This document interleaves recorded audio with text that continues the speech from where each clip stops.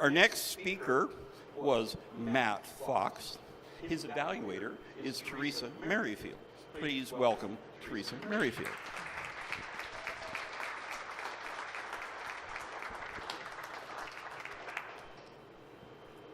Hi, Matt.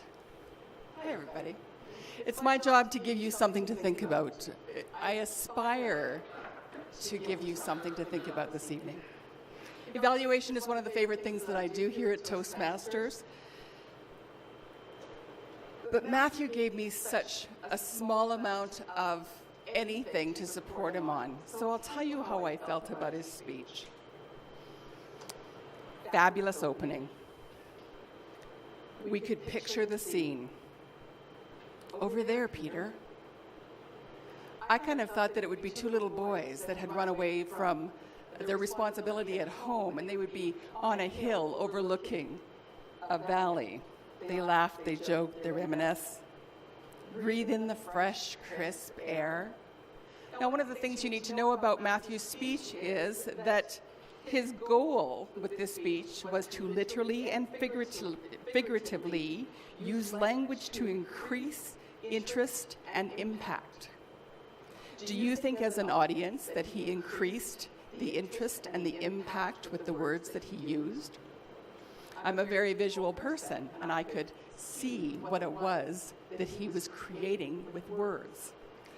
I think that that's a real skill, and I think it's a craft that more of us could work toward in our speaking careers.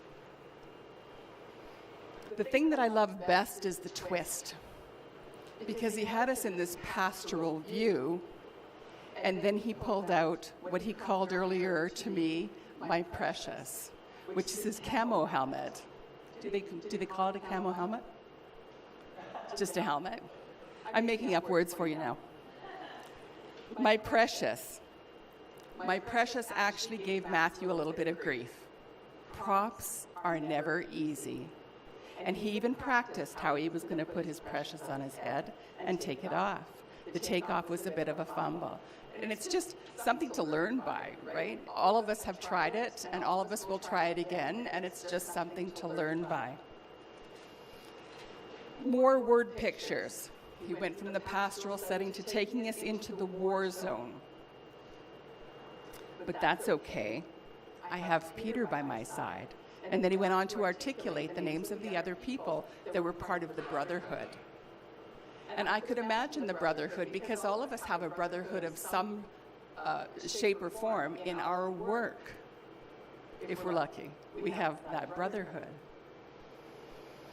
But I loved the way that Matthew connected for us, connected the dots. And as speakers, if we can connect the dots for our audience, it takes the pressure off them to connect the dots for themselves. And he did. He connected the dots for us to our support systems on the other side. Because as Marvin said earlier, there's always the other side. And it might be some challenge that we face. Matthew's challenge was that he left one area of work and then had to form another band of brothers. Very skillful delivery, Matthew. With your articulation, I felt that you may have been talking around something. It almost felt as though you had a marble in your mouth. And as speakers, we have to anticipate and prepare for bad rooms. This is acoustically a bad room to speak in, because there are no boundaries here. And so our speech has to become really, really sharp and articulate. And you have heard sharpness in some articulation, and you have heard a little bit of roundness or softness in other people articulating. Yours was a little bit soft tonight, and I felt like maybe you had new braces, which is not the truth. It sounded like you were speaking around something. Great close. Great opening, great close. Love it. You raised me up to be more than I could be. And I thought, great. You finished it off with a really strong statement that every one of us can identify with. Love a close like that. Thanks, Matthew. It was a great representation of your skill.